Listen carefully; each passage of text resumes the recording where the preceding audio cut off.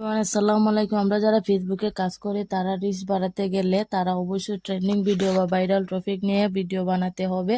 যেটাই থাকবে মার্কেটে সেটাই নিয়ে আপনারা ভিডিও তৈরি করতে হবে। যেমন ধরেন আপনি ডুয়েট ভিডিও তৈরি করেন, যদি আপনি সং নিয়ে ভিডিও তৈরি করেন তাহলে লিপসিং করতে হবে। যাই করেন না কেন আপনি ভাইরাল টপিক নিয়ে কাজ করতে হবে, আর না হলে আপনি সারা জীবন ভিডিও তৈরি করে যাবেন, ভিডিও রিচ পাবেন না, রিচ না পেলে ভিউ পাবেন না, ভিউজ না পেলে ফলোয়ার বাড়বে না। আর যারা আমার অনেক উপকার করেন স্টিকার কমেন্ট দিয়ে, তারা কোনো সময় আর স্টিকার কমেন্ট দিবেন না প্লিজ। আপনাদেরকে বলছি, আপনাদেরও ক্ষতি হবে আমারও ক্ষতি হবে।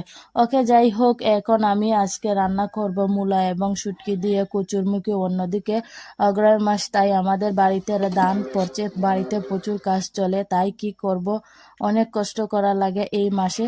তবু আমি মনে করি যে নিজের কিনা চাল, নিজে গড়ের চাল খাওয়া ভালো কিনা চালের চেয়ে। 15 দিন কষ্ট করব আর 6 মাস বসে খাবো। আমরা প্রত্যেক অগ্রহায়ণ মাসেই আমাদের ধান পড়ে।